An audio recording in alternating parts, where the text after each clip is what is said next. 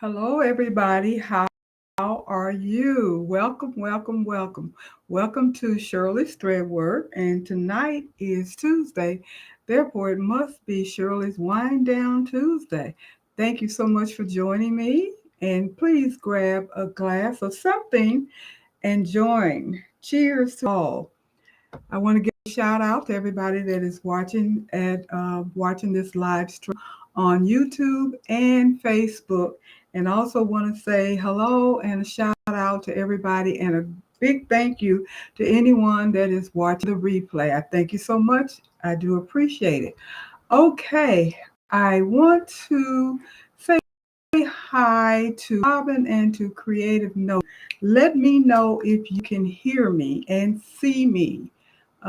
This is a new platform for me, so tonight is the first time that I am going live on this particular platform. So I want to make sure everything is working. I'm so glad that people have found me and they're coming in. So if you are able, please type into the chat and let me know if you can see and hear me okay. Hopefully you can. And hello, Rebecca. How are you? Thank you for sitting in. So I'm waiting to see if anybody is able to see and hear me. And please put something in the chat. Hey, Carol. Robin can hear and see you. Great, great, great, great, great, great. Loud and clear. Perfect, perfect. I am so glad to hear that. Like I said, this is a new platform. This is no longer StreamYard. This is RealStream. And tonight is the first time using it. So I wasn't sure wasn't sure if you guys would get the notification and be able to just click on it and come straight into this. Didn't know exactly how this was going to work, but it seems like it's working just fine. And I'm hoping and hoping and hoping with me switching my internet company as well as my live streaming platform that I will have better, more clear uh, live streams. And when I get back to doing my tutorials, those will be live and clear as well. Thank you so much for letting me know. And Rebecca, let me see if I can put you on. How does that work? Okay, great. Just like in art, interested in dimensional embroidery. One of my clients requested matte embroidery thread. I have not used it much, but I like it. Great. I have not used matte embroidery thread yet. However, if you guys remember Sean from All Things Sean that came on to my live stream about 3-4 weeks ago, she has a short, I believe it is, or a short video. I don't know if it's actually one of the shorts or she's actually doing a demo, but she is talking about her using matte thread. So you might want to check it out. I forgot the company that she is getting it from, but I think this company that she's getting that matte thread from is affiliated with the Pullen embroidery machines, which I don't have those either, but I do know people that are using those as well. Apparently, they're a little bit more economical, but I'm going to have to look into it. But anyway, check her out. I don't know, like I said, I don't know anything about matte thread yet, but I'm certainly interested in finding out. But yes, we will be talking about, and trust and believe me, you probably have done this 3D dimensional embroidery anyway. It's just the way that they're titling it, and you'll see that as I progress on. Because as I was doing my research, I didn't realize that I've been doing it, but it is a trend that is getting very popular. If you know anything about hand embroidery, that is all 3D dimensional, and it is some absolutely beautiful, gorgeous embroidery work that they do. And I don't know how to do it. Probably won't learn how to do it because I'm not really interested in picking up that particular skill. I'm still trying to get better at what I already know how to do. But it is absolutely gorgeous. gorgeous. And there are ways to do the dimensional without having to do the hand embroidery. Hi, Becky. How are you? Thank you for dropping in. So I have people that are coming on. So that's what that means. Again, like I said, that people are finding me, even though I'm on a new platform. And hopefully that's not an issue at all. And I'm looking very much forward to using this platform because so far so good.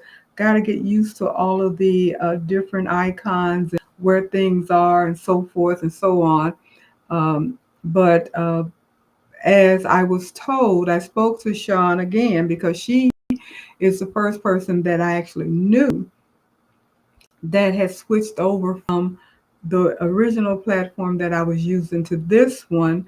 And I asked her about it, and she said it was basically the same, and she likes it a lot because it's a lot less expensive.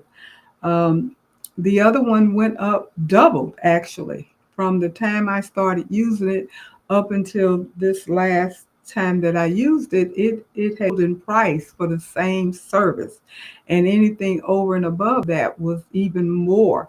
And a lot of people kind of jumped ship and went to other live streaming platforms. I didn't do it initially because I wasn't quite sure if I would be able to transition easily. But when I started having all of these issues with my service or my live streams doing all of that crazy stuff it was doing, I decided, okay, it's time to make some changes. So that's why I decided to switch over. So I'm happy that I did. Hi, Christian. Hi, Jenny. How are you? Thank you for stopping in. So tonight we are going to be talking about um, three-dimensional, beyond the flat stitch, the rise of dimensional embroidery and why that is so important. So I'm not sure if I'm going to make this a series or not like I did before, but I did want to talk about this particular topic and how beyond the flat stitches, how to add texture and dimension to your work so it can pop with the camera if you're selling it or even if you're making it for yourself or as a gift. It pops out and it's so beautiful. And I have some examples of things that I've already done and to show you exactly what I'm talking about. And so you'll have a clear understanding of some of the main dimensional methods. I'm going to talk about puff, trapunto, Trapunto, if you want to look it up. It is T as in Tom, Rapunto. I'm going to talk about freestanding lace and just a little bit on layered appliques because I'm not sure if I've done it. I think I have, but I really don't have an example of that. I tried to look it up. I don't think that I have done that yet, but everything else that's on here I have done. So why 3D dimensional and why now? Why are texture dimensional pieces getting so much buzz? And here are a few of the reasons for that. If people are like me, which I'm sure a lot of people are, you look at things and it's just like going out buying fabric. A lot of us are complaining still about not having a Joann or a Hancock or someplace to actually go and physically touch the fabric, look at it, touch it, feel it. Well, it's the same thing about embroidery. You want to touch it and feel it and see it. And when it is popping off of the project, popping off of the item, just standing there in your face, where you can actually feel the texture of it and everything. It just really gives you a different feel for it. And it really, for me, it draws me to it. When I'm in a store or someplace and I'm looking at things and I see that it has some 3D texture to it, it draws me to it. I'm going to look at it and touch it and feel it and all of those kinds of things. So That is one of the reasons. Home decor loves texture, and that's where I see most of it when you go into these different stores and what have you. You see towels and pillows, throws, all of those kinds of things, lampshades. I mean, it's just so many things that you find that has that 3D texture. Um, the the industry's voice is shifting from minimalism towards romantic artisanal textile, so it says. And that includes the embroidery detail. So you're going to see more of those kinds of things. And you, like I said, you're going to see them with linen, pillows, tabletops, napkins, towels, kitchen towels, bath towels, all of those kinds of things. Stop and think about the embossed tiles that use all of these designs from Embroidery Library. Many of us have made many of that is part of 3D because you do that knockdown stitch and then part of it is puffed up that you can actually touch. And I have a towel, forgot about it totally. It just popped in my head. I could show you that as well, but I don't have it anywhere close by. And trust me, I don't remember where I put it. It's somewhere in this place somewhere.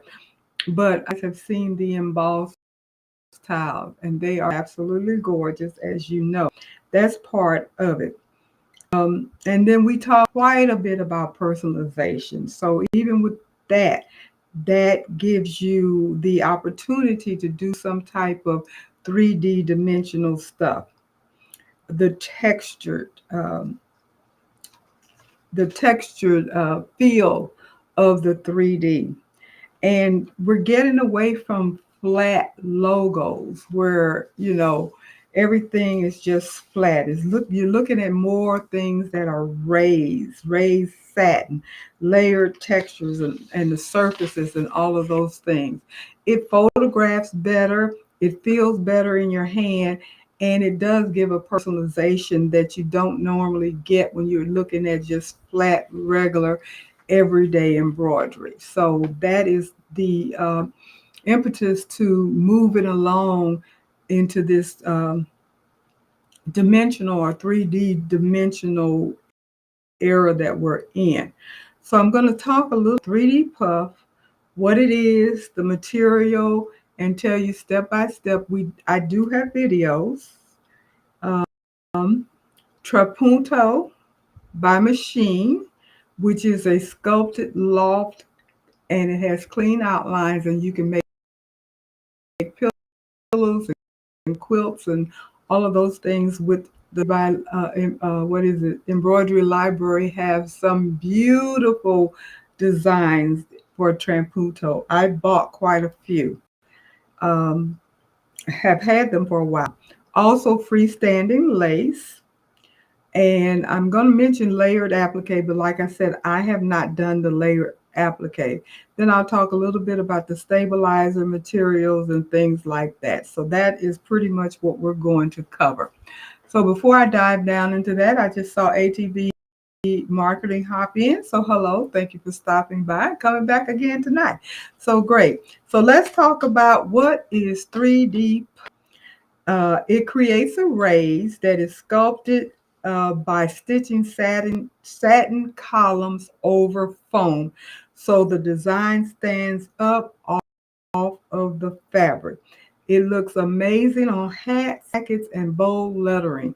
And I've done them all. I have 3D puffs that I've done on shirts. I got 3D puff that I've done on jacket backs, and I have 3D puffs that I've done on what is the most common, and that is the baseball cap or the cap. This is 3D puff. That's what it looks like when you put it on a cap. There you go. Very good. My alma mater, NVSU. And it's very, very easy to do. Um, and this is the most popular way of using 3D puff, but do not be limited. Please do not allow yourself to be limited to just doing them on caps. Like I said, I have done 3D puff on shirts, t-shirts, hoodies, denim jacket backs, and anything else. I think those are the main things that I've done it. Caps, jacket backs, hoodies, and t-shirts. I've done the 3D puff, and it is gorgeous. Now, what do you need to do it? You need to have foam. Now, there's a particular type of foam. Do not go and get the regular crafting foam that you can buy out of Walmart. I did that when I first saw a demo of 3D Puff. I ran out and bought the little thick package, about 24 pieces of foam, and I still have it in the package somewhere if I didn't discard it. That is not the right foam. You want to buy foam that is specifically designed for embroidery. You can buy it from Sulky. Sulky has their own brand. I did buy some from them. And I've also bought some from, I believe it is All Brand. I believe it's All Brand or All Stitch. I think it's All Brand, where you can get them like in a 12 by, I want to say a 12 by 19 size piece of foam in various colors that are specifically designed to be used for 3D puff. The normal thickness of the puff that you want to use is 3 millimeters. Now, you can go up as high as 6 millimeters, and those are absolutely uh, 3D dimensional and very pretty. But beware, make sure that your embroidery design has been digitized for that larger or thicker foam. Now, even with just the 3 millimeter, you need to use a design that has been specifically digitized for puff embroidery. The reason being is that the satin loop has to be long enough to cover over the puff foam. If it isn't, you probably are going to not have a good outcome. So I can't stress that enough. I know that there are people that probably have tried to do it with regular uh, digitized um, design. Some have been successful, some have not, but I'm telling you that you're going to have issues. If you're lucky enough to do it one time and not have an issue, don't count on that being forever. You will have an issue if you're not using a design that has been specifically digitized for puff embroidery. Now, um, the new brother 10 needle machine, I believe it's the 1060. I don't know what the alphabet is behind it. I forgot what it is, but the new brother um, machine has a built-in 3D puff font. Now you can buy 3D fonts. I have them. I'm not, you know, most of the things that I've done with my 3D puff have been letters or numbers. So it's really easy to go on Etsy or some of these other websites like Designed by Juju has them, Creative Applique has it. I think that's where I got this one from initially. I have several 3D puff designs or letterings already on my machine in Embroidery. So I'm good now. If you want to digitize or if you want to stitch something out other than letters, then that's where the digitizing comes in. Or if anybody remembers the the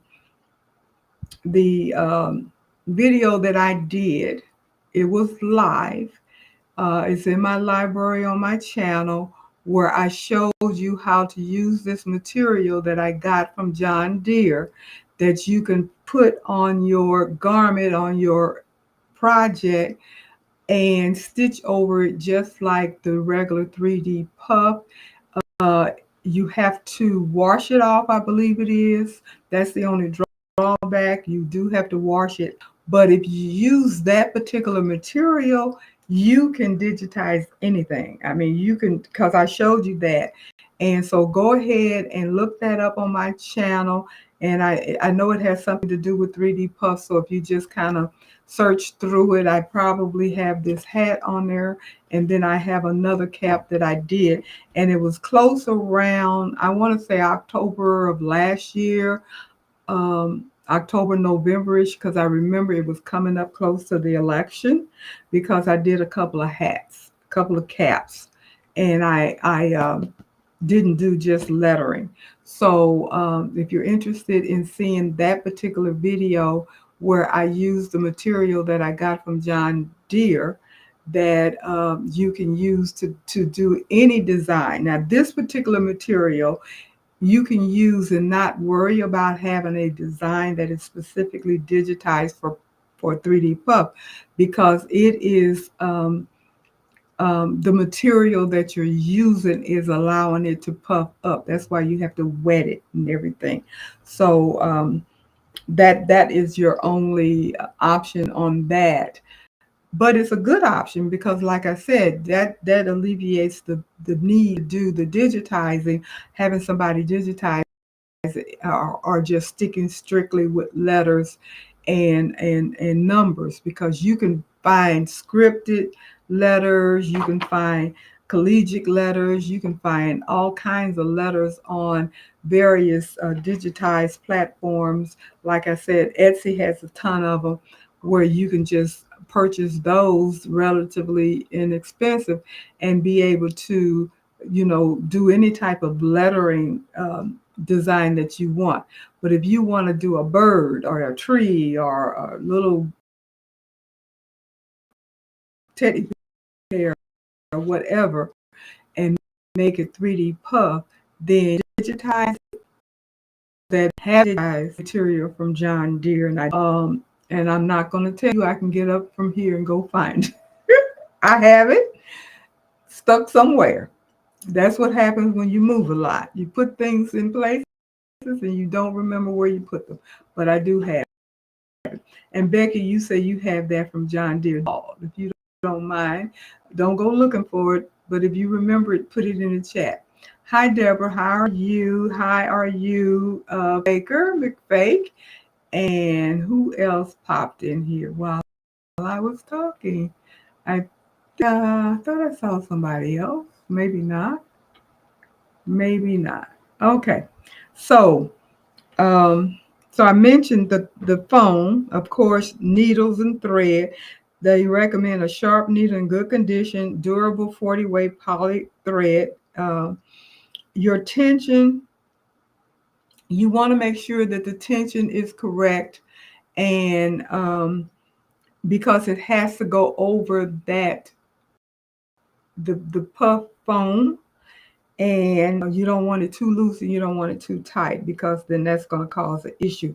But they suggest you slightly lower your top tension so your thread wraps from the foam edges and ensures a disc satin coverage to fully bury the foam. Now, some people, once they're done with stitching it, they will take a lighter or something and kind of melt it a little bit in the inside and just kind of run back and forth. I've never done that and I've never had an issue.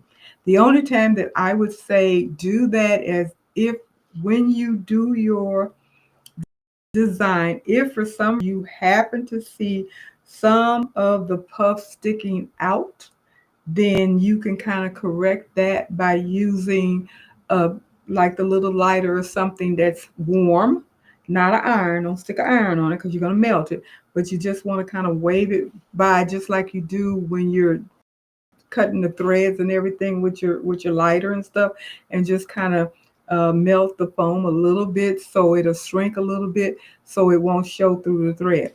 But I have not had that problem, and I venture to say that is because these letters were digitized very well.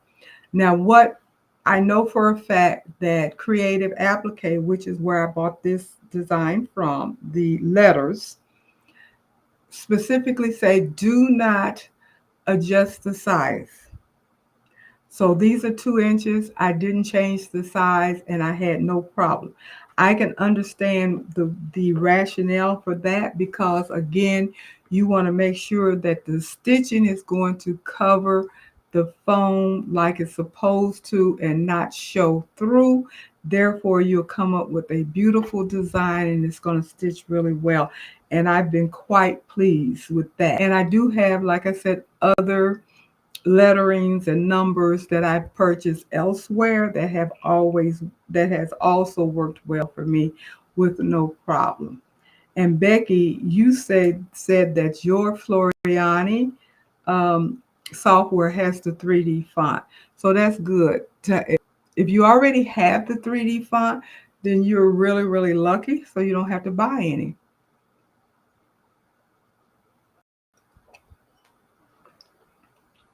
And I'm thinking because 3D puff fonts are so popular, especially for people that make caps, that more and more softwares are adding it in, or even the higher end embroidery machines that have a lot of designs that come with it, or and fonts that come with it, are also including the 3D font. So you might be lucky and already have it. So it also says.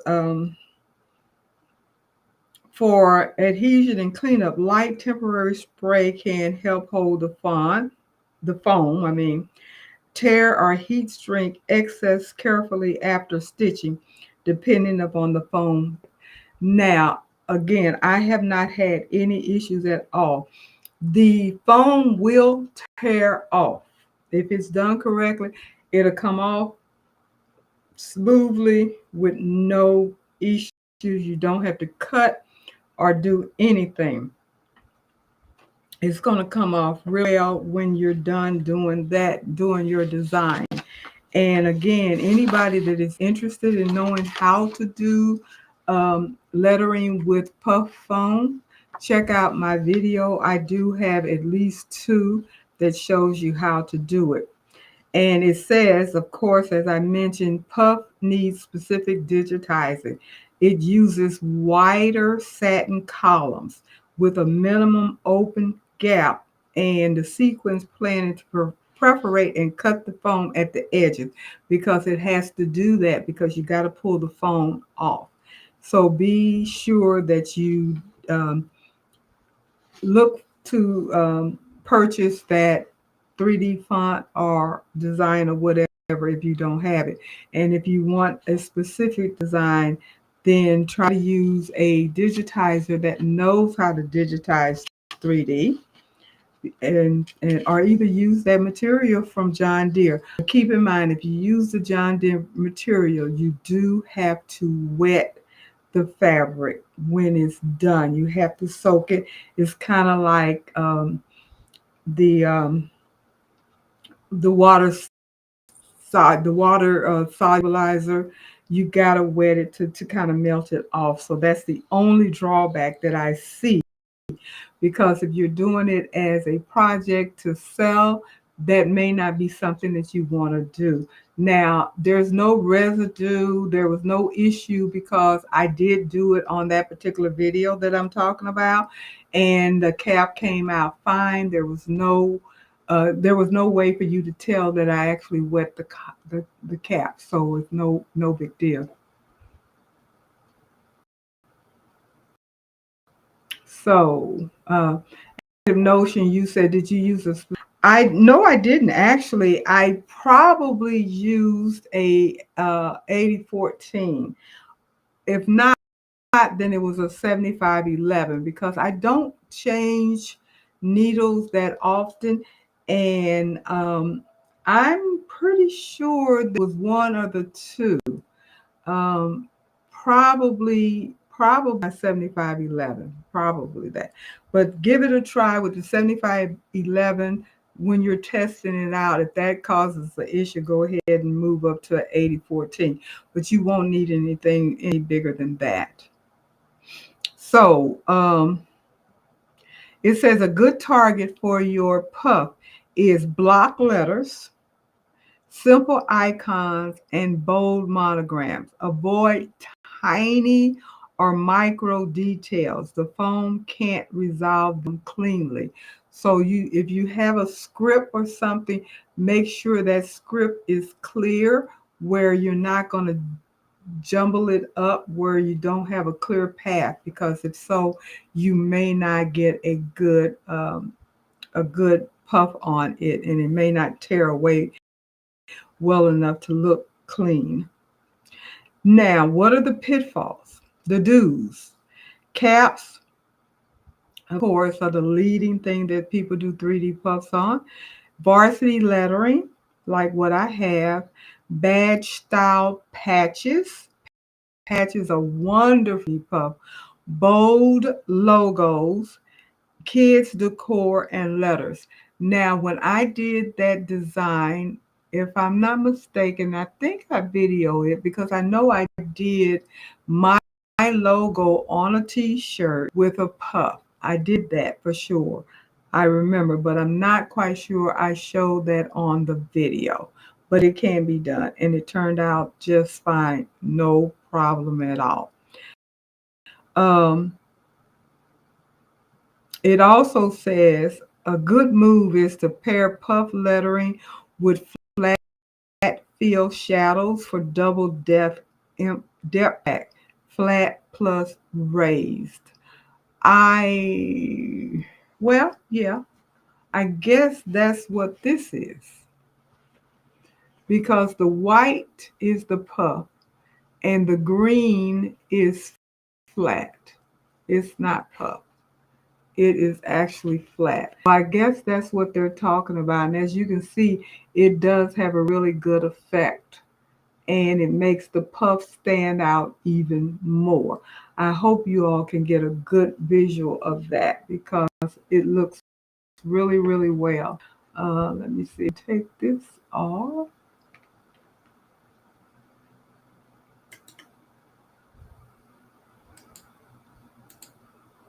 There we go. Okay, I'm learning how to use this new platform. For those of you that just came in, I'm using Realstream instead of StreamYard. So I'm learning all of the buttons and everything. And hi, Marco, how are you? Um,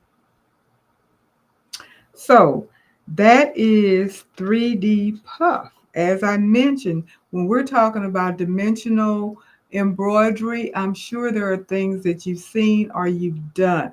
I know, Robin, you mentioned you have done any 3D Puff before, but that, give it a try. It is not hard. It is not hard. And it's a lot of fun. And your end results are really pretty. Now, I showed this to you before. This is what trampunto is. There you go. That's pretty good. Pretty good. I'm trying to get the light just right so you can see the detail. You see, this is 3D puff as well, or emboss. That's what it is, because this is the field. It's not flat. Everything is raised. It is batting is under here, stabilizer, and the design is made to make it stick out. Now you can, this is a square that I bought from Embroidery Library. You can take this and make an entire pillow, quilt, throw anything that you want with this. You can do it as a border on some linen, anything like that. This is tramputo. I intend to make a pillow with four 4 squares on front and back. That's my plan because I just love this. I love the feel. I love how it looks, and I mean, it's just really, really pretty. The Tramputo, they say, is a sculpted quilting technique that uses batting to raise specific design areas, creating soft relief under the stitches. So, got to get the light again, trying to get it. There you go. Now you can see it pretty good. See how the relief, how you have the ins and outs, the ups and the down, all of that. That is so pretty. And like I said, they have some beautiful, beautiful designs on there. Can you imagine having a pillow or a quilt or something that looks like this all the way through? That is so pretty. Um, and of course it's machine embroidery, and the batting strategic, you place the bat strategically and stitch outlines to lock in the law. And embroidery library, like I said, has wonderful, beautiful, and I know you can get these designs elsewhere. I just know for a fact because I bought several, and I haven't bought them all, but they have several Tramputo designs that you can buy and just fall in love with it. The stabilizer batting and support. Sources recommend medium cutaway or soft poly mesh to support the fabric plus the batting for most of your Tramputo projects. Adjusting for delicate fabrics, the goal is to support without shadowing.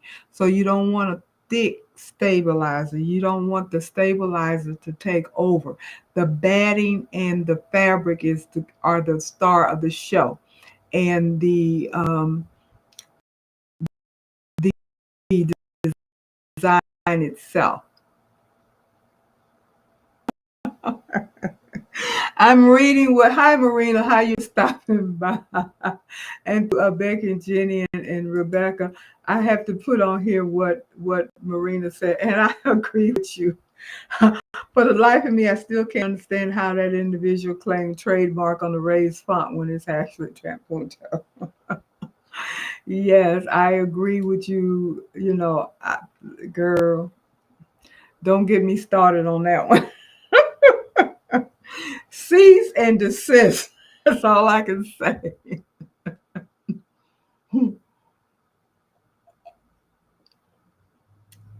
Since I did both, since you brought it up, Marina, since I've done both, I have done the Tramputo and I did do an embossed shirt. I wore it once. I have to still have the shirt. I'm not going to go drag it out, but and I never did a demo on it because by the time I had made my shirt and was ready to show you guys how to do the shirt, the cease and desist letter came out, and Sean, from all things Sean, and that's how I actually made contact with her way back then, went on with her letter saying that she had been called out to cease and desist, and all of the lawsuit threats and blah blah blah blah blah. And Taisha and I both got in touch, believe it or not, with the copyright department of the United States Copyright Department to check it out to see if it was really true. And yes, she did have a copyright trademark thing. So that was it. But you can't unlearn what you learn. So does that stop me from doing the embossed shirts? Nope. I just can't as a tutorial, and I can't sell them, but I can make them for myself and wear them, or I can give them away as gifts. That's how it goes. But anyway, like you said, it is so similar. It is done a little bit differently. I'll be honest about it. It's more of a reverse puff. It's more of a reverse puff because the puff for this particular cap goes on top. The puff for the foam, the puff foam for this particular cap, when you're doing this particular cap, this design you're doing, the foam sits on top.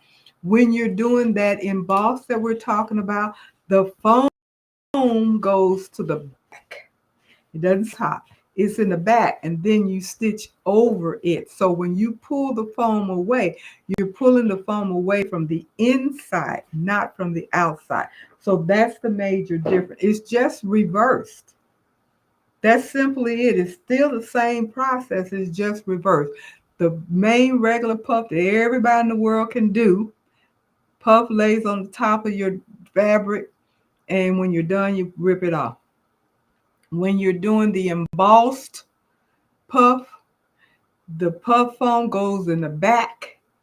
You stitch over it and you rip it off from the back. That's the major difference in a nutshell. Hopefully I won't get in trouble for that, but that's the truth. That's all I say. That is how it's done. Um, so back to trampunto. I mentioned the cutaway and all of that, and some tutorials note if the bat is firmly compressed and secure, you can reduce or skip extra stabilizers in certain setups, but be sure to test your fabric. And I didn't use any special stabilizer. I didn't use, what did I use? What do I have on here? I have just a regular cutaway. It's not a mesh cutaway. It's a regular cutaway. And I have to admit, I do have double layers. I have double layers of my batting, and then I have regular stabilizers under there. That's what I did. And I think that the design called for double layering just to make sure that you get the embossed raise high enough where the beauty of it comes through. So that's a suggestion. Um, it says compress lofty batting slightly so stitches don't drift. Compress the lofty batting slightly so stitches don't drift. Adhere batting with temporary spray. Outline stitches to lock the shape and then trim the access. Add top stitching and pass. All of that is going to be part of your design instructions with design. It works beautifully with moan pillows, heirloom baby quilts, and motif panels. I am going to do, like I said, a pillow and then probably a quilt. So that is how I would be doing that with the trampunto. And creative notion, you are more than welcome with that. Difference between the puff and the embossed puff. One is on top and one is on the bottom. That's the difference between the two techniques. So the next one that we have, you can see, I've done these things.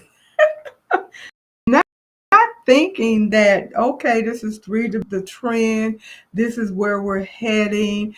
Everybody wants texture and stuff. I guess the reason why I've been drawn to it and did these things is that, as I mentioned earlier, I love the texture.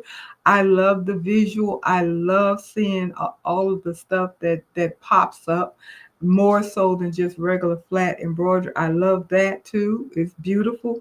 But if you give me something that has that texture and raised feeling, it just takes me to another place. I really do love it. So the next thing they want to talk about is freestanding lace. Freestanding lace. This is a bow that is all freestanding lace that I made a while back. Put it together. You make it in pieces. I think I may have 1, 2, 3 pieces, I guess is what it is, or maybe 4. Maybe each one of these sizes one, and then I know the ribbon hanging down is one, and then the piece that puts whole together is one, and it's really simple to do. Freestanding lace is a lot of fun. Remember, if you want it to look beautiful, your top thread and your bottom thread needs to match. That's your one important thing. The second most important thing is you need to use a good water soluble stabilizer. I use Vilene. It looks like paper, but it's a water soluble stabilizer, and I specifically use it for my freestanding lace. You can use, and I would recommend if you don't get Vilene, is Sulky. Oh gosh, that Ultra Solvy. Their Ultra Solvy by Sulky. Their water stock is real thick. That would work. And the reason for that is because all of this is just pure stitching. Your machine stitches all of these little intricacies. You it makes all of this. There's no other stabilizer. It's nothing in the hoop but your water soluble stabilizer, and your thread is constantly going through making the stitches. And once all of that is done, you take it out the hoop and you soak it in water and get all of the water soluble out, and you're this, all this. And once you have everything out, it is just absolutely gorgeous, and it holds together. I made this, I know, at least 3 years ago, at least 3 years ago, and it still looks the same. And trust and believe me, I haven't put it anywhere special. I've thrown it up in the drawer and put it on the shelf and whatever, because, in a box, wherever I'm, moving around and putting stuff, and it is still a very pretty bow. So it's going to last. It looks very delicate, but it's not. Not to say that you need to rough it up, but it's not as delicate as you may think it is because it's just lace. I think I did a demo on this.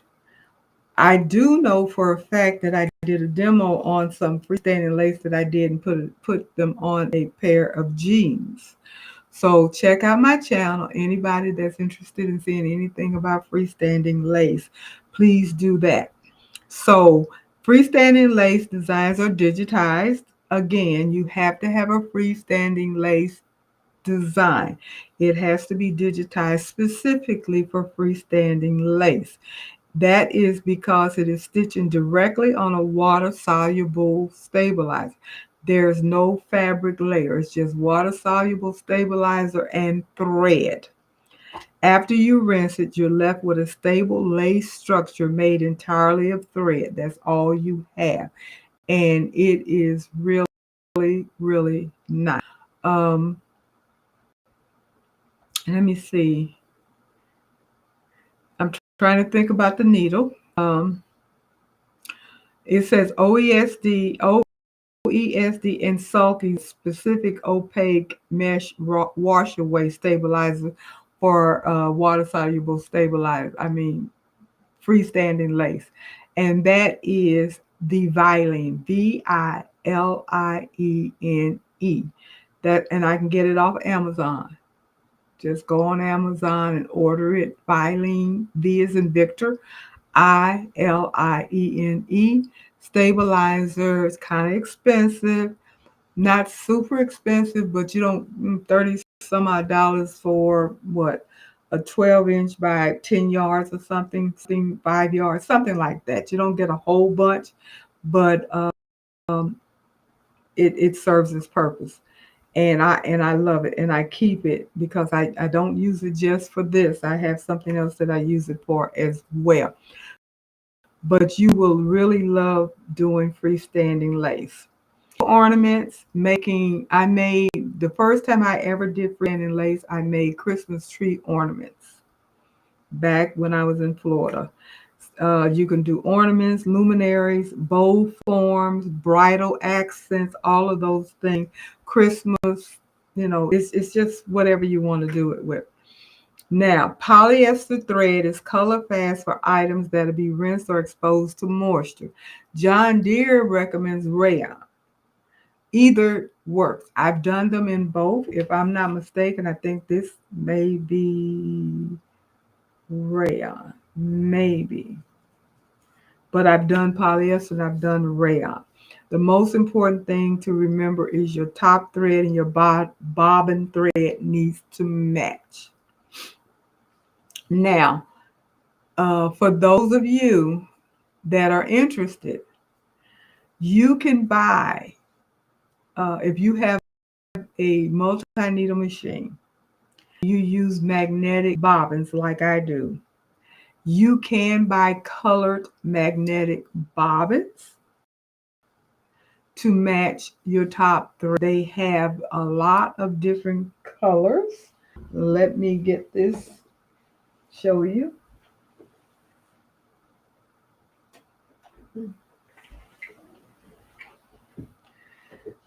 This is Magna Glide.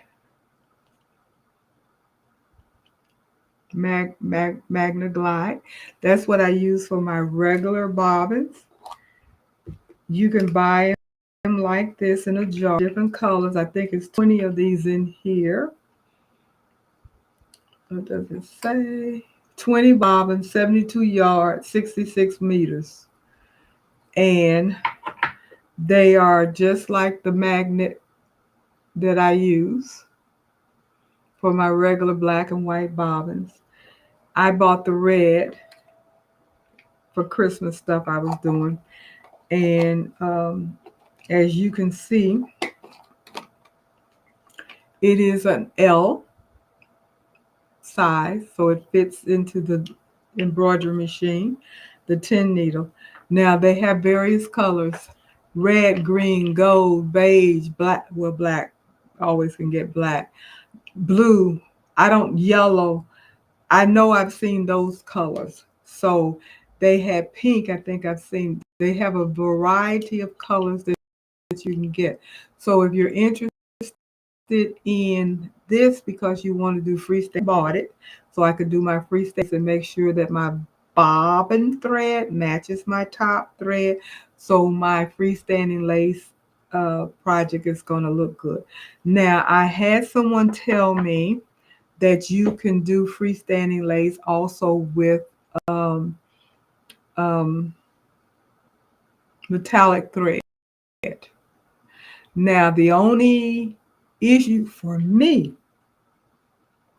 would be winding a bobbin for my 10 needle machine for my metallic thread. Now, if I did it with my SE 1900, it wouldn't be an issue because I could just wind the bobbin and go for it. So if I ever decide to use metallic thread and make a freestanding, that's most likely what I will do, because that would be the easiest way of doing it. But it was suggested to me or told to me that you can use metallic thread as well. And I can imagine that is going to be absolutely gorgeous. And if I'm not mistaken, I think I cheated. I think I did a gold metallic thread on top and a gold regular thread on bottom for my bobbin, and made a bracelet. Yes, I remember doing that. And it worked out fine.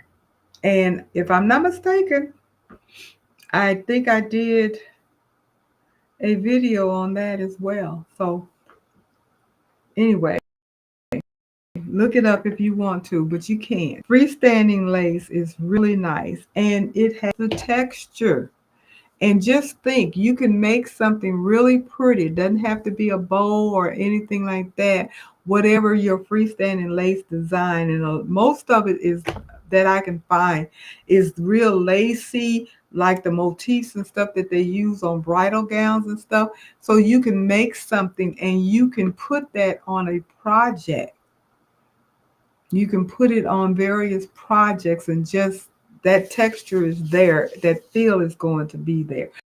Because I did do some on jeans. Now, I have to tell you, After the fact, it was suggested to me to have stitched it directly to the jeans, which would have been a lot simpler because I stitched it out and then I attached it to my jeans, which made it a lot harder. But if I ever do jeans again like that, my freestanding lace will no longer be freestanding lace. It just will be lace, will be stitched onto my jeans to make life a lot easier.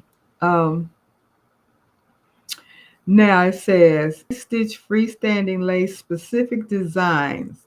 Therefore, what they're saying, the design has to be digitized for freestanding lace. Ordinary design lacks the dense bridges that lace needs to stay together and hold together.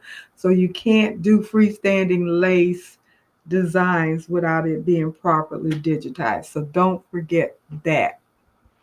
So, Robin, you were saying you're going to make, Halloween, you're going to make a freestanding lace tarantula spider for your t-shirt for trunk or treat. Good, that's going to be cute and scary. Like you said, it looks real. I'm sure. And Robin, I'm like you. I am terrified of spiders. Although I'm considering if I can find this design again. I saw this design a while back, and it was a spider web. And then it had hanging off of that a spider trailing down on one little string of web. And when I saw it, I said, oh, that's cool. I like that. Then my mind said, girl, you are afraid of spiders. If you see this in the drawer and all you see is that spider part, you're going to have a hissy. Or if I put on and I'm in one of my mind things and forget about it and look down and see that spider, I'm going to have a hissy. I think that's one of the reasons why I didn't get it, but it's my mind. So I'm still thinking about for that design and making it. So if you guys see me, I don't even know what, shoot, that's next week. Isn't Halloween next week, next Friday, if I'm not mistaken. So you guys will not see me on Halloween. Dadgummit. Yeah, Halloween is next Friday. So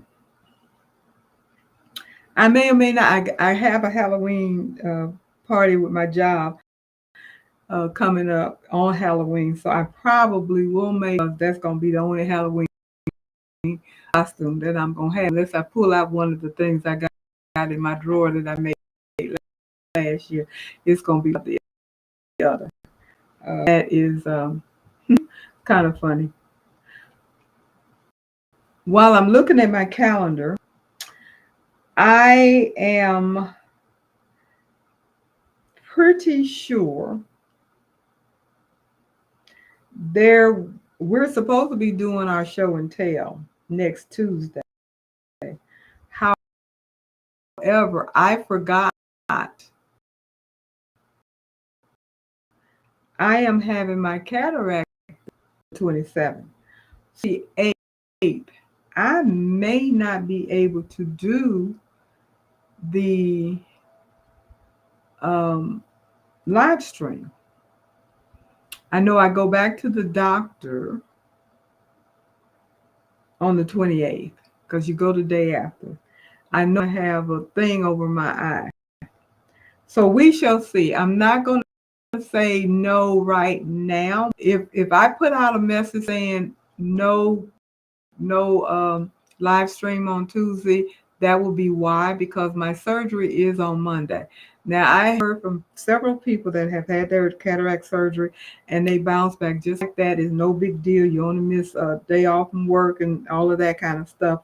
And my co-worker nurse had hers, and that's exactly what it one day was all the day had the surgery, and the next day back to work the very next day. So that seems like what will be what's going to happen for me. And if that's the case, then the show and tell most likely would be November the 4th. since can't do it on the 28th, have to do it on the 4th. But I will let everybody know. But since I'm looking at my calendar, I was going to mention that anyway. So I just wanted to bring it. And Jenny, you said you would react this way. I know that's right. And Tuesday is your birthday. So I'm having my surgery on your birthday. Yay. Congratulations. So on freestanding lace. Now, the next one is layered appliques for Deminsional. I don't think I've done layered appliques unless, and I was thinking about it, and I don't have access to it right now. When we did the Christmas tree skirts, we did a lot of appliques. Those of us that did the North Pole and had all those little houses and trees and this and that and all of that kind of stuff. I think that was considered layered applique. So let me tell you what the definition. Layered applique stacks multiple fabric layers to build color and depth before embroidery defines the edges. And easy dimensional upgrade with minimal stitch density. I looked it up. I tried to look at a sample, and I really didn't see anything that stood a clear understanding of what layered applique is. But that is something that is also considered a 3D dimension. They suggest that you use contrasting texture, which makes sense. Felt plus linen or vinyl plus cotton. Now, remember the Diva shirt that I did where the vinyl, the glitter vinyl on top of the t-shirt, and then I did the stitches around the satin stitch around, and then I put the rhinestone. I don't know if that's the same thing. I would have to do more research on that, but I have done some different stuff. Keep lower layers slightly larger, upper layers tighter for sculpted edges. Digitize and plan the placement to tack down, then cover outline. Clean, intentional shapes, photograph best. So I'm sorry I don't really have a lot to tell you about the layered applique because that's something I have not done. But before I start talking about the material and those kinds of things, it was the things that I want to show you that are perfect examples of 3D or textural embroidery. Now, you guys remember this? This is fringe. This is fringe. And it is easy.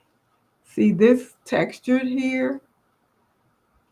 The sunflowers are fringe. It's thread. And it moves. It's so easy to do. I did, see, I can move the thread around and everything. I made a very cute little shirt for my great-granddaughter with ice cream cones on it, and the ice cream was the fringes, and it turned out really cute. So this is a perfect example of 3D dimension that you can make. See how well that's a good look. You can really see the fringes now and how it stands out. You can touch it and feel it and all of that. And this towel has been used and washed and used and washed and all of that. So it holds up really, really well.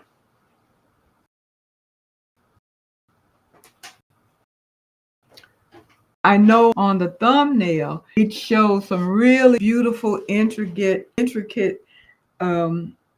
three-dimensional designs that I would love to be able to stitch. It also showed a beautiful pair of sneakers that I would love to be able to stitch out. But I'm thinking those are sneakers and stuff that where they do the cloth and then put the sneakers together. I would find it very difficult to do that much embroidering on a pair of sneakers that are already put together, even though you can embroider on sneakers, because I have. Now, this is an embroidery, and that is raised that I did on these sneakers. I did that side, and then I did this side too, which is, what the heck is that? That is a butterfly with a little tail that turns into a heart. I did that on these shoes. So you can see you got that and you got that. And I was testing out the hoop that I purchased, a brother hoop. Um, the one thing that and these are just some little cheap sneakers that I got out of, I believe out of Michael's or Joanne, that little stuff that they have. I didn't want to invest, I didn't want to use some really nice sneakers and mess it up. So I had to go, I'm going to get these little cheap things in case it mess up. But they didn't mess up, so I wore them. And they're comfortable. No big deal. But I did this just to test out the frame or the hoop that I purchased. It's a clamp hoop that I purchased. It's a brother hoop to see. Now, what I wasn't happy about was the positioning and the size. It was not easy to position in size. I wanted something, couldn't get it any bigger. I need a different kind of hoop. And that's why I'm saying I know that those shoes that showed up on that thumbnail that I did, I'm pretty sure that those were done, the fabric was embroidered on first and then the shoes were put together. And I know a lot of people are doing these sneakers where they're putting the sneakers together now. So that would be something that would be interesting to do. If I was to decide to do that, because I think they're quilting them. I don't know. Because I didn't jump on that bandwagon yet. I still might, because they're not what is it? What's her name? The Crafty Gemini was the first person that I saw do it, but I have now seen other people that do it. So it's a kit that you can buy and all of that kind of stuff. If I was to jump on that bandwagon, I probably, knowing me, would try to go further and see if I couldn't digitize, or not digitize, but embroider a whole bunch of stuff on the fabric and then put it together and see how that turned out. Because I'm that type of person, I'm going to try to do the most and screw it up. But that's how you learn. If you don't try it, you'll never know if you can do it or not. And Jenny, you say you haven't brought it on sneakers yet. You need to pretty tile sunflowers. Yes, they are. They are. Carol, what are you talking about? Halloween candy. I bought our Halloween candy yesterday and left it in the garage so we don't eat it. Did not work. Eating way too much of it today. I get that.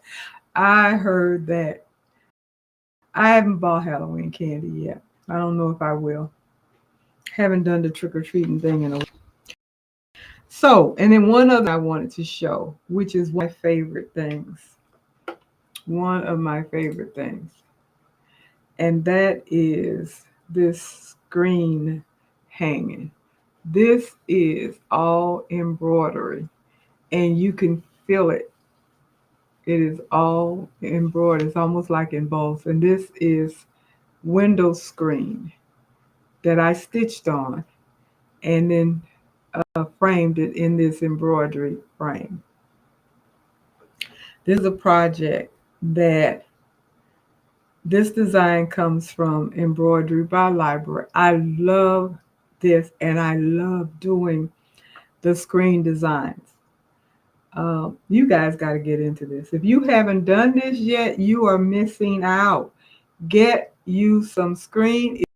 It's cheap because I got a whole bunch of it for $14.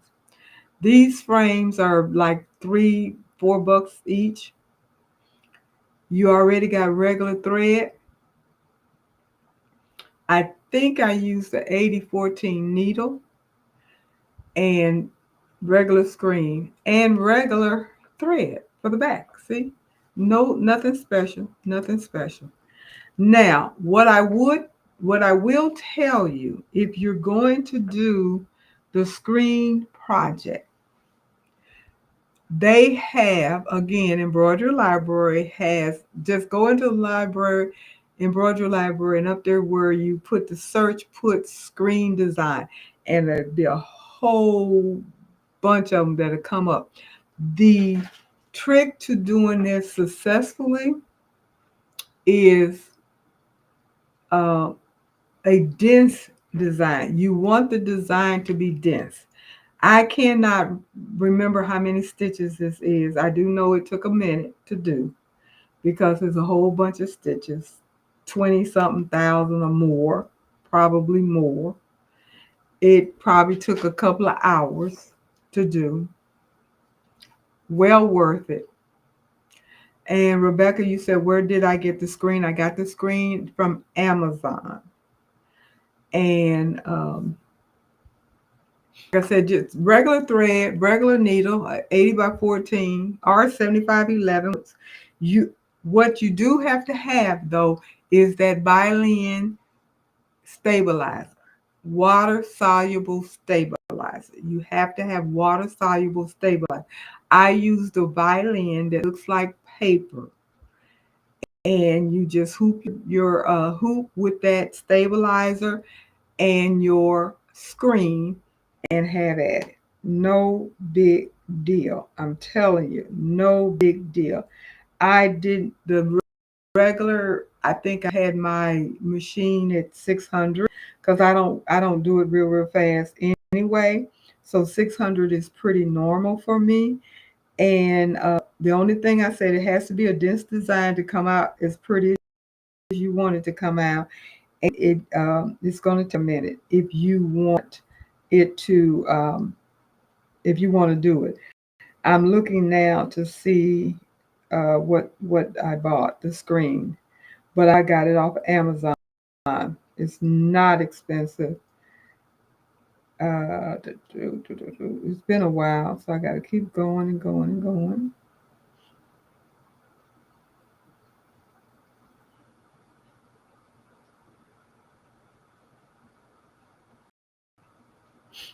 Getting close.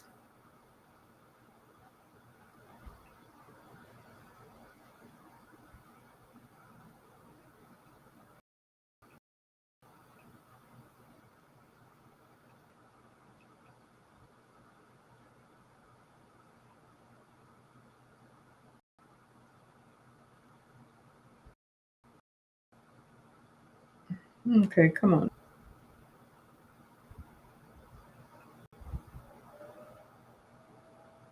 The while I'm at it, I ran across this cost $9. They have different colors. Since I ran across it, I just thought I'd bring that up.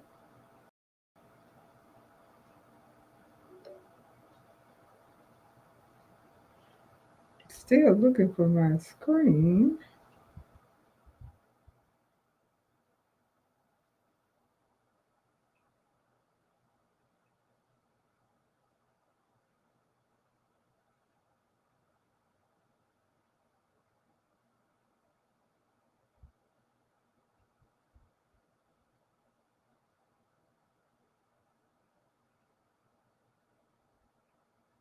Maybe they're not selling it anymore since it's not showing up in my buy some more.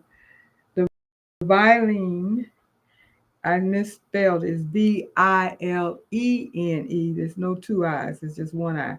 V is in Victor, Ilene is Vilene water soluble, and it is $18.99 and it's for 12 inches and 10 yards. So that's not bad at all. 18.99, 12 inches by 10 Vilene. So I found that.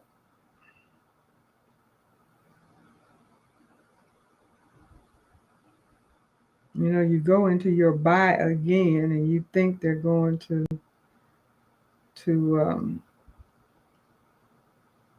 bring it up, but apparently they must be out.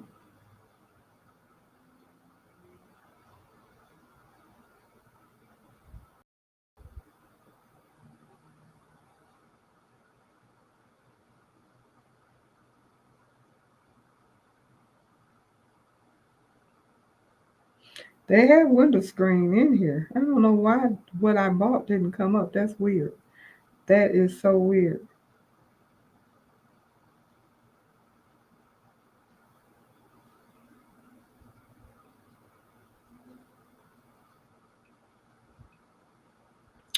So weird.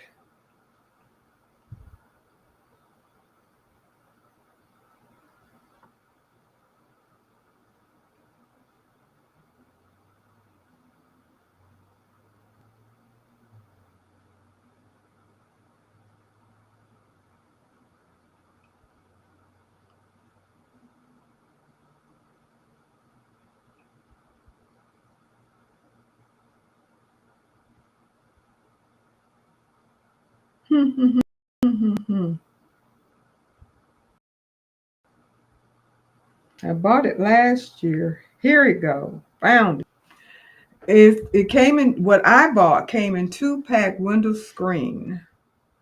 It is called Magzo. M as in Mary, A as in Apple, G as in George, Z as in zebra, O as in open. 2-pack Magzo window screen door. And it cost me, what did it cost? I got gray. Oh, $13.98. $13.98. And it was 48 inches wide by 99 inches long. That's why I said it is a lot. I would think it should be a dense screen as well. It's not dense. It's not dense. It is very pliable. That's the one thing you got. It's got to be so. It's not dense and stiff. You don't want the dense, stiff screen. You want it to be thin and pliable. Not thin to the point where you can rip it with your hand, but it's pliable. And what they have available is 13 for $13.98. They have the one that is 48 inches wide by 99 inches long.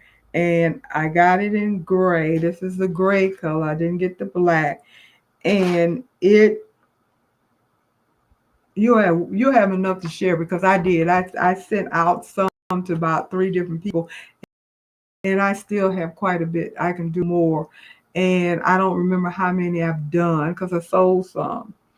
And I have some more to sell. And it just turns out beautiful. Give it a try. If you don't do anything else, try freestanding lace. Try the 3D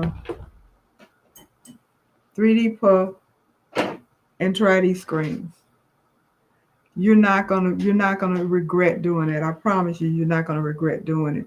And Rebecca, you said you would think it should be a dense screen. No, it's not dense.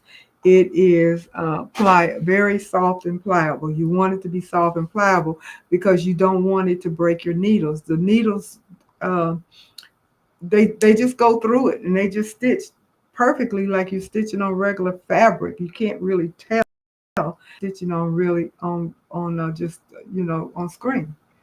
Um, so it turned out fine. So let's talk about stabilizers and material. A quick guide. Talked about the screen is plastic. Yes, it is plastic. And it cuts easy with just regular scissors. Just regular scissors, and it cuts real easy. So yeah, it is plastic. It's not metal, it's plastic. Um, And you want that. You don't want the metal one. You want it to be plastic. It doesn't say plastic. Let me see if there's a description.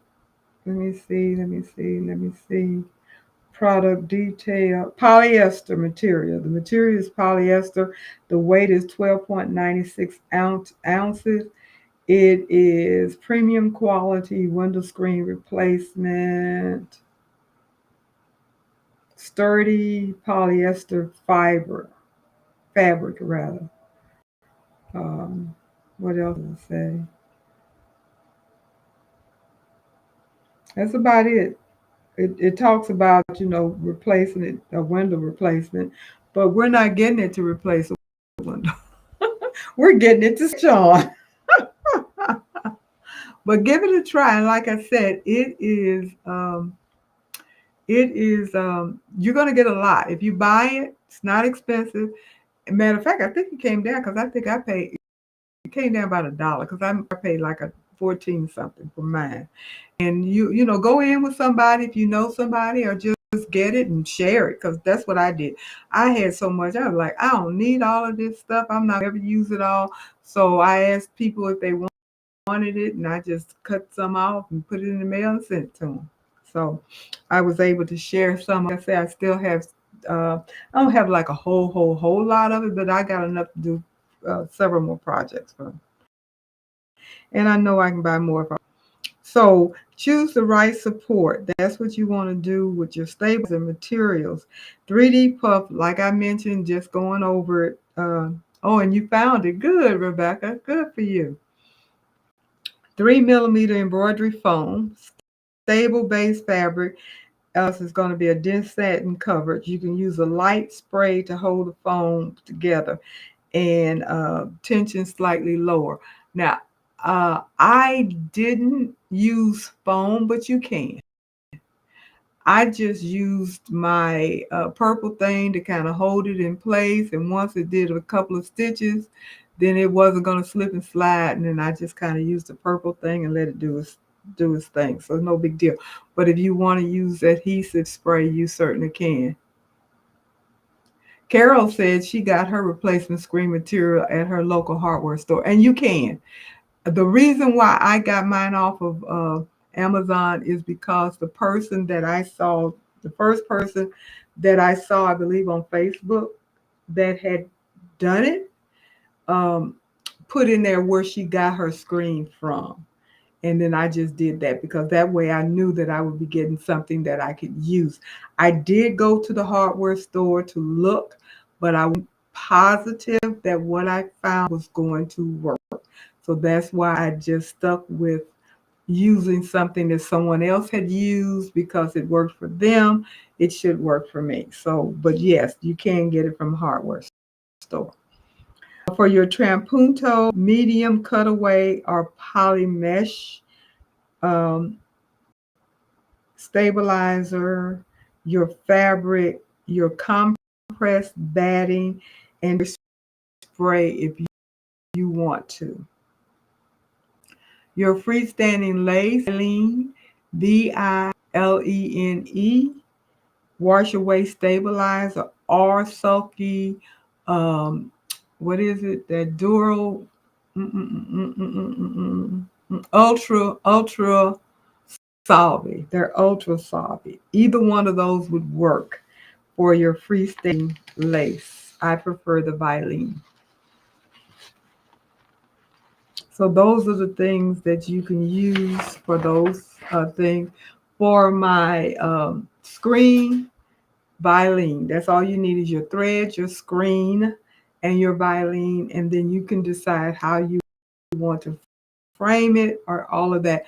I wanted that it was framed where you can see through it, where you could hang it in the window or whatever so you can see through it, because that light coming through there, that's, as you can see, it's really pretty when you can actually see through it.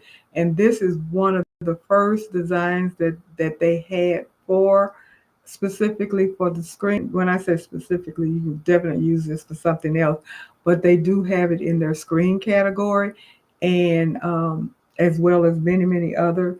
but you do want something dense. But I just loved how these flowers came out. Oh my goodness, the peonies and the bird. It is, and the colors, the shadowing and all of that.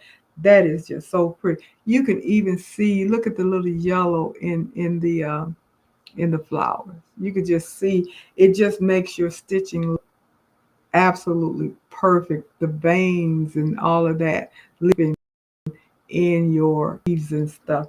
That design just came out beautiful on this screen. For your towel, regular thread, nothing else. This is now I can't remember, but I do not. I'm pretty positive I did not use water soluble thread. I mean stabilizer.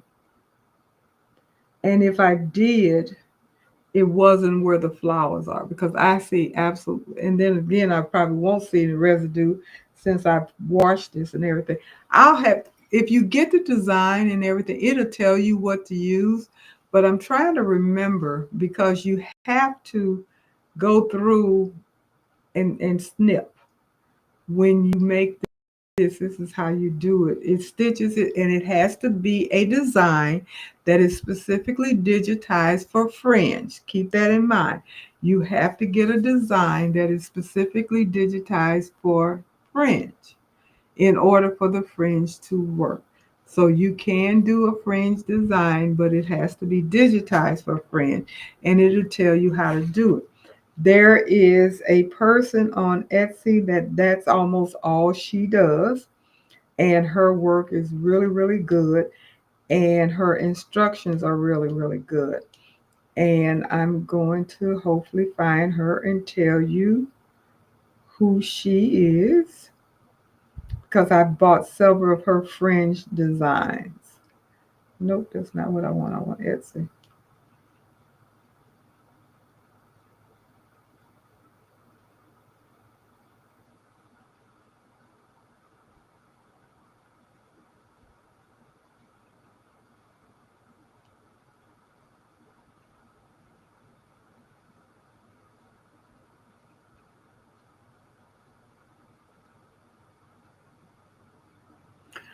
Art Tapley, Artapli. A is in apple, R is in river, T is in Tom, A is in apple, P is in Paul, L is in Larry, and I is in ice cream. Art Taplia. She is the guru, I believe, of the fringe design. She has a ton of them in her on her site. I found her through Etsy, but I had seen her work somewhere else. And I just kind of went on Etsy and went into her shop and shopped around and bought a bunch of her work. But she has, that's where I got the sunflower from, flamingos, turkeys, chicks, bumblebees, snowmen. I'm just looking through Christmas trees, all of that. Fonts, you name it, she's got it. Puppies, I'm looking at a peacock, I'm looking at a kitten. It's just amazing. Butterfly, all the stuff that she had, Santa Claus, and they're all fringe. So if you're into the fringe and you want to learn how to do the fringe, I recommend that you go on there and look her up, go onto her website. And I just went through Etsy and then went straight to her website, and then I purchased designs from her that way. And she's got several of them, and she and her instructions are good. And she does have on YouTube, so that'll show you exactly how to do the fringe and everything. And Carol, you said now you want to do a design for your screen door.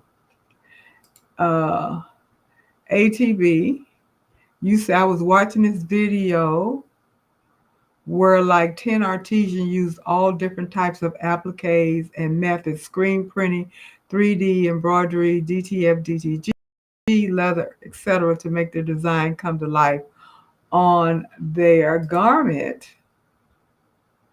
It was really cool. That sounds cool. I I wish I knew where to watch that at. Do you know the name or anything? So I can see that because that looks like a lot. Now, as far as DTF, leather or pleather, embroidery, vinyl, all of those things, yes, I can see you putting all those things together. um, a very creative person would know how to do that. The possibility is definitely there because I've done a little of that, but not a lot of it. I know All Things Sean. Sean from All Things Sean has done just recently sublimation and embroidery.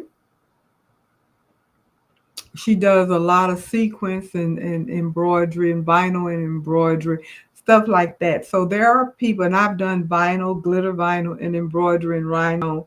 So there are people that are mixing medias together to come up with very unique looks, and it is really, really pretty. I have a video on me making this particular jacket back where I use it's a picture of a woman's face, and for her sunglasses, I have glitter vinyl. I have embroidery and also rhinestone, all on that one particular design. And I got such a great compliment when I was in, where was I? New Orleans, when I went into this store where they had, where they're selling all the, tourist gifts and stuff like that. And the store, I don't know if she was the owner and worked there or whatever, but she was quite impressed with my jacket. No, I did not make a deal with her or talked about it because, well, I just didn't. I won't go into all of that.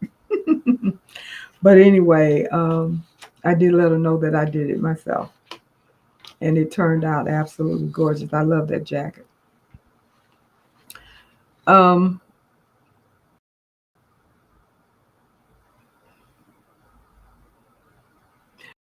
when you're doing 3D, they say use bold letters, as we mentioned, for the puffs and stuff. And you don't want to use skinny scripts and stuff like that. You want bold for your letters or your logos. For the puff, you want to make sure that you're using the correct size foam. If you do venture off and using the 6-inch foam, which is probably people put two of the not 6-inch, 6 millimeter. A lot of people will put two of the 3 millimeter foams together. Be sure that that design is digitized for that. If you don't, you might not come out successful. Um, for the puff plan, the end stitches and borders that perforate the foam so it tears cleanly, and make sure you have all of your supplies and everything. The density and the pull composition has to be correct. So you have to watch that when you're doing your digitizing. Watch for pulls so edges still sit on the foam rather than tunneling. That's how that's done. And they mentioned with the applique layer, um, the bottom fabric first, then your detail fabric last, and plan the coverage with minimum overlap for smooth stack. I've done some layering. I know I have, but I can't put my hands on it. Can't think of it. Cannot think of it. So, what is the business angle of all of this? I'm sure ATB marketing, your mind is just going twirling, coming up with um, advertise this for your home decor. This is the moment. Embroidery, lace, ruffles, and heirlooms are trending in homeware styling. Ribbons, um, rhinestone ribbons, and cords, along with your applique, your fringes, your puff. All of those things can be put into place in home decor. Think about white on white trampunto pillows. That sounds wonderful. I did white on white embroidery for my son and his bride for their one of their wedding gifts for their bath tiles. Beautiful white tiles with beautiful white lettering, Mr. and Mrs. I did a set. The big towel had Mr. and Mrs. The hand towel had wifey and hubby, I believe, and then the face cloth had names on there. So I did three different things on. They were all in white, and they turned out absolutely gorgeous. I like tone on tone a lot. Tone on tone is very popular. So doesn't have to be white. Any color that you use, tone on tone. White on white, black on black. Those are two really pretty things that you can put together. Um, Mention your trampunto pillows, your lace accent, and bold raised monograms. Personalized gifts you can do. Um, Etsy product types that consistently do well include embroidery tees, hoodies, hats, tote bags, and home textile. Trend Roundup emphasizes personalization as the purchase driver, which we mentioned.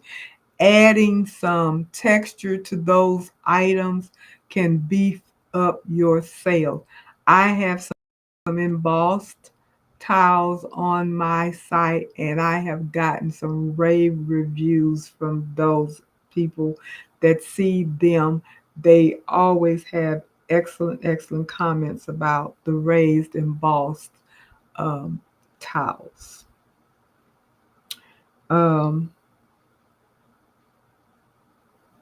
Aesthetic hook, try this for the fall. You can do a bow like I showed you, motif, ruffles, any type of feminine flourish is something that can sell. Lace panels, layered applique bows, or puff letterings, all of those kinds of things. Don't forget your pricing tip. Offer tiered options. Your flat stitch is based, your textured stitch is mid, and your premium 3D and trampunto is on your top. So the higher you go, as far as go from flat to texture to 3D, the price goes up. Rightfully so, because not only is it trending and people want it, it takes more work. It takes more material. It takes more time. It takes more skill. So it makes sense to add into the cost of it. So if you're going to do anything like that, just keep in mind the visual difference justifies the step up. If someone sees it and they want um, like something like this, because it takes so long to do, even though it may be a simple project and the material is not that expensive, you're looking at all of this. This is dense. This is a lot of thread. This is a lot of time. So this becomes more expensive than something that uh, would be less dense. I don't have an example right here to show you. Even with a puff cap versus a regular digitized or a regular lettering or whatever, this would be more money because more work, more material. You had to put the foam on here. Whereas if you just did lettering, flat lettering, you didn't have to do anything but put the stabilizer on the back and go ahead and stitch it. If you're going to do the puff, you got to put the stabilizer on here, but then you also have to put the puff foam on here. And you need to have that digitized for this. So more money, more money. Keep all of that stuff in mind when you're doing things like that. You don't want to forget that you're doing extra work. You're doing anytime you elevate your project from the basic simple to more technique, you're using more skill. and more time, and of course more material. So it warrants you to have a higher price. If you sell a regular base towel for $15, this towel here has to be more than $15. And it's personalized. So there you go. Not only is it textured, it's personalized. So a towel like this is going to cost more than $15. So just keep that in mind. You can't just have a base price for everything that you have. If you do, you're not going to make any money. You're not going to make any profit, and you're just giving away all of your. You're just giving things away. Basically, is what you're doing. And I have to tell you, I've done it. I've done it myself because I hadn't thought. Well, I won't say I hadn't thought about it. You really get to the point where you're not sure if people are going to pay, and so you get fearful of charging. But you have to. If they don't want to pay for it, then they don't want it. If they go elsewhere, if they walk into Walmart, Target, if they go online to order it, if they go to Macy's or Dillard's or whatever your store is that you shop in that's kind of high end, they're going to pay whatever the charge is. Even into Walmart. Walmart stuff ain't cheap. You go in there and look at some of that stuff and you like, wait a minute, hold up. I thought I was in Walmart. Why are you charging me this kind of money? So, it's the same thing. Hey, Sean, how you doing? Thanks for stopping in. ATV, you're saying, right, charge for material and time. I always tell clients I'm not selling a product. Anyone can sell a product. I sell quality, experience, and time. Perfect. Absolutely perfect. That is exactly what you are doing. Your time, your experience, and the quality of your work. That is what people are paying for. You can go anywhere and get cheap. And trust me, it may look good until you bring it home. Put it in the wash machine, pull it out, and then take a good look at it and see what it looks like. Like I told you about this towel. I made this towel over a month ago. I know it's been over a month ago, maybe two, 3 months ago. I don't remember when exactly I made it, but it's been washed several times. It's been washed several times. And you still see the pretty fringe. You still see the pretty fringe. It still stands up, stands out. It's not all coming apart or none of that kind of stuff. And it looks good. So, I mean, come on. It's worth the extra. It's worth the extra money. Now, don't ask me what I would charge for that towel, because to be honest about it, I have to tell you, I don't really know right at this moment. I would have to give it some thought. I would have to give it some thought, but I tell you, it ain't $15. I promise you that.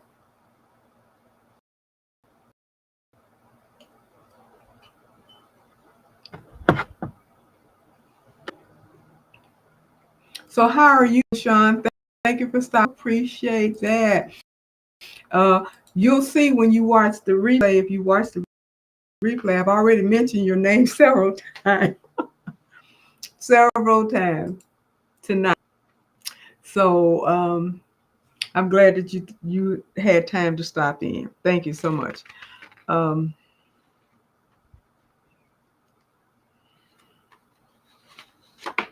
let's see what else. What else? What else? What else? What I am going to do, and I do this all the time, and I don't know how many of you guys actually do this, but I challenge you to make at least one of the items that I showed you tonight. One 3D dimensional item this week. And we can talk about it the next time we come back. Remind me. Or make a comment on my channel.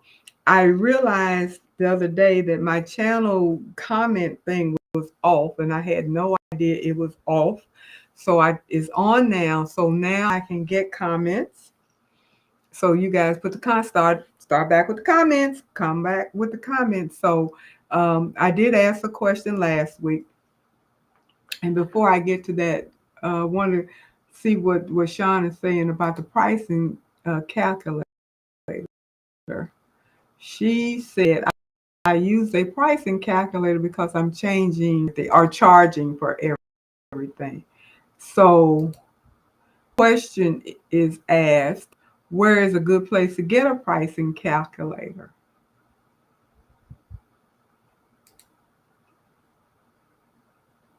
And Rebecca,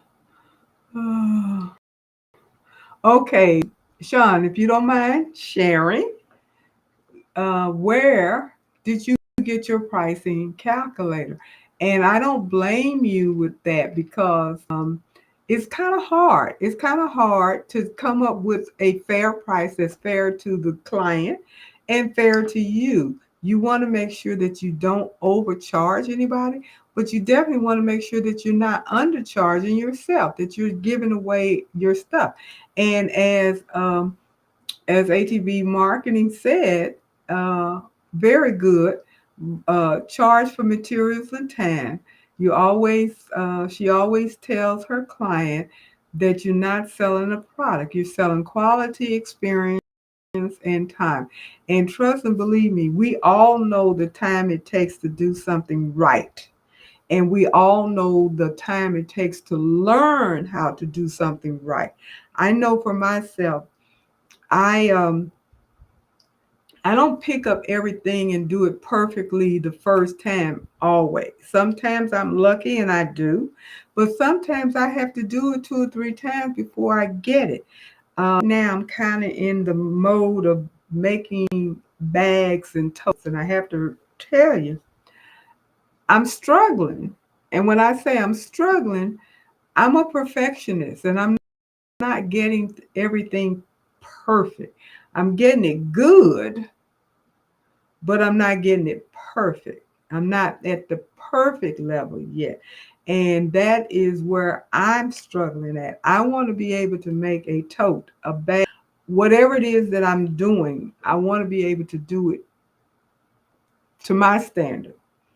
Now, when I say perfect, it has to be to my standard. And my standards are high. So practicing and I'm practicing and I'm practicing. And I know the more I do it, the better I get. My biggest issue, and I have to be honest about it, is the sewing machine because uh, the embroidery machine gonna get it right. If I get it on there right, it's going to get it right because I'm gonna make sure that happens. When you take it off the embroidery machine and stick it onto the sewing machine, you got to make sure, and it's not so much getting the stitching straight and stuff. I don't know exactly what it is yet, but everything does not turn out perfect for me. So that would be where I am. But if you're selling something, me personally, I'm not going to sell a tote that I make. I'm not going to sell a bag that I make because I'm not happy at the quality of it right now. But everything else that I do sell and make when I'm doing my embroidery, I'm content with the quality.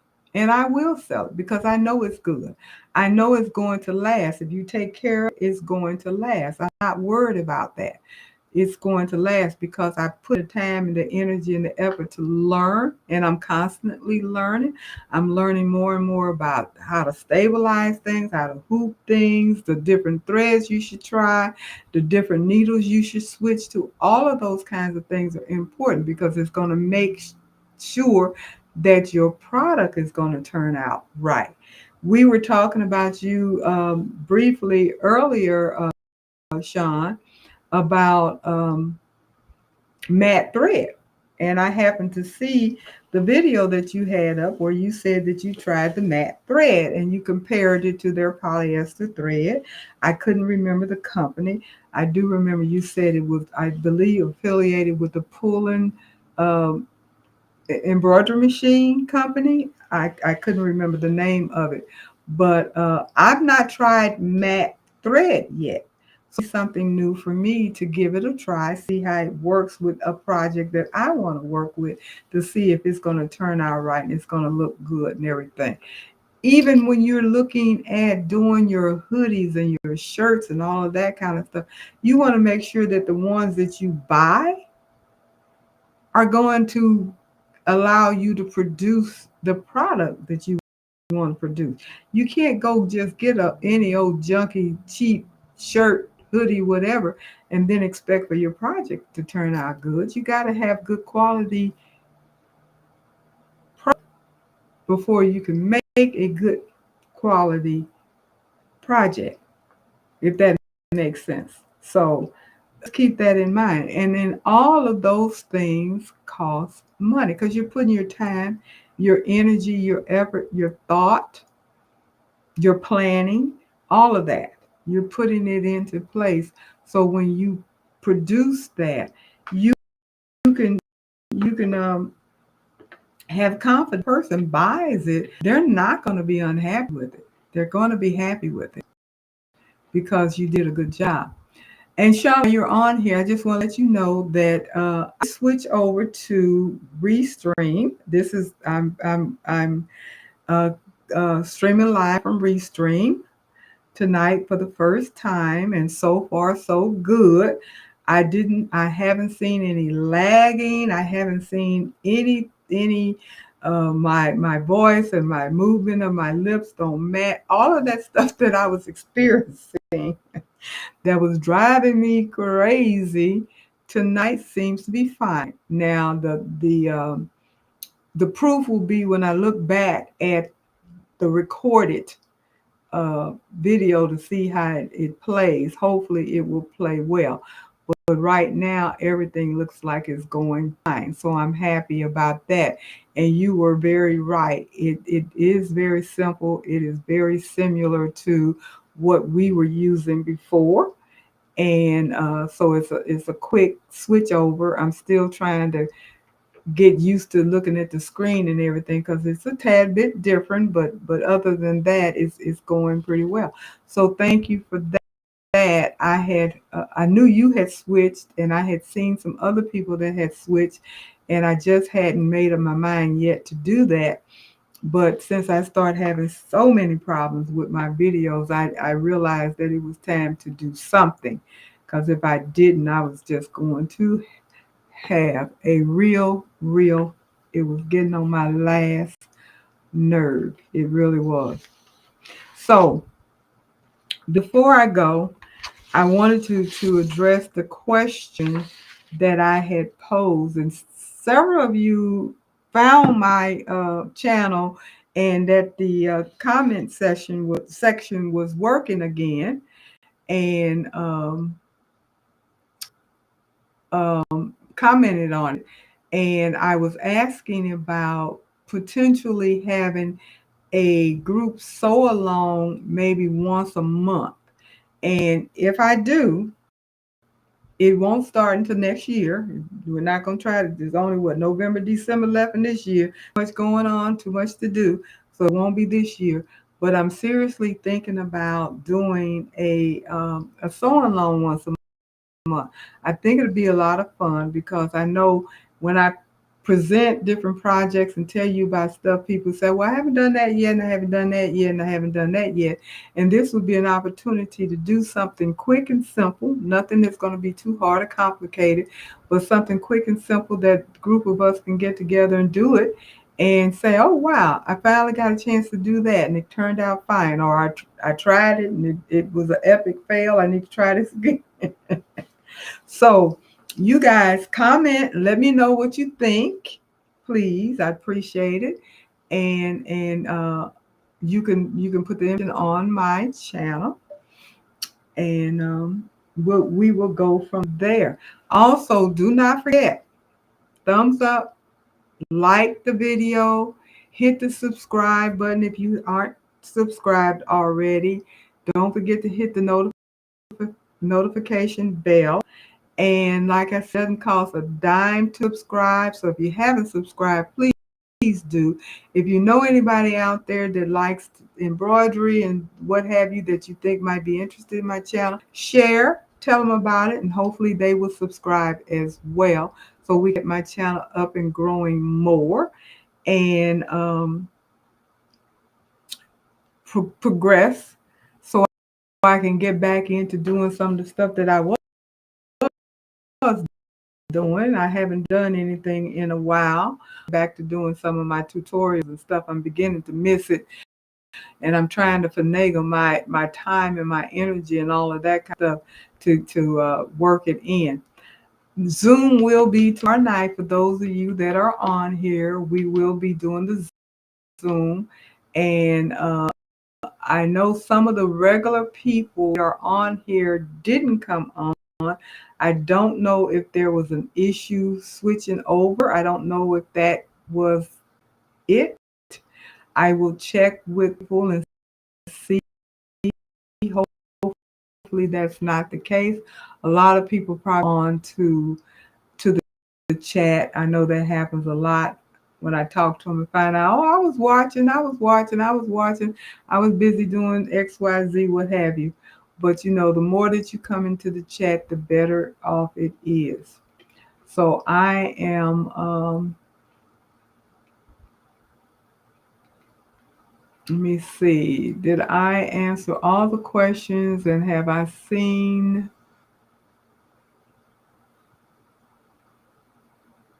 Okay. Rebecca, you, one reason that you mentioned matte thread earlier is that you have heard about mixing matte and regular thread for dimension. I have not done it yet. Would love to explore that method. Okay, that's good. I hadn't heard that, but that's interesting. That is really interesting. That's probably a very good idea. I don't have matte thread yet, do I? I have some Madeira. I don't think I have any matte thread though. I think Madeira sells it as well. But if I have any matte thread, it's only one spool that I got as a sample. I'm looking now. But that's a good idea.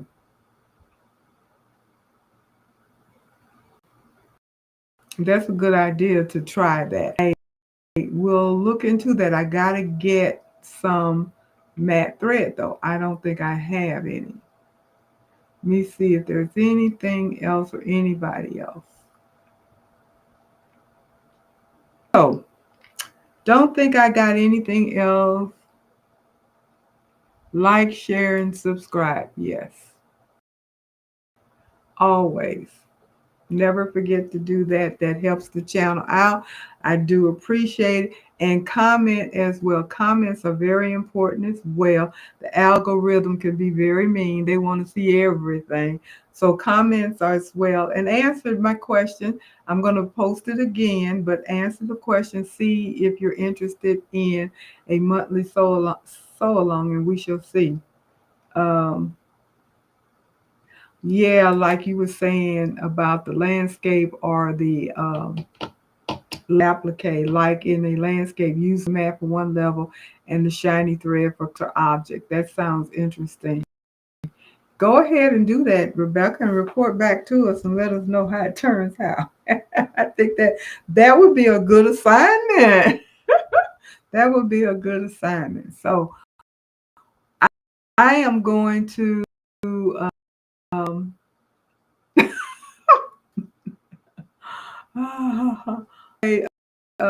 Sean, you say you really like uh, uh, uh, uh, uh. You say you really like Restream. I'm still gonna get used to it. There you go. This is my first night, so hitting all the buttons correctly and everything is still just, I'm still learning that. And I was hoping that people were going to be able to get the notification and everything and all of that. Faker McFaker said you just finished watching my channel. Oh, thank you. Thank you. Keep watching. And then you said you need help with your bags. I do too. I need help with my bags. I'm trying my best to learn how to do good with bags and totes and stuff like that. I'm not horrible, but I'm not there. Oh, that part I gotta get there. I gotta get there. And Sean, you were saying the mat thread was from Rich Ward. Rich Ward. You also need to calculate your test design stitch into your price too. That's right. Jeanette talks about that a lot as well. Don't forget that, because when you are, whether you digitize yourself like Sean does, or you have one digitized, you got to charge for that because you got to pay for it. It's not free. So don't forget that. And then when you do your test stitch to get the approval, add that into the charge, because that's time, that's work, that's material, and that needs to be added into your charge as well. So there you go.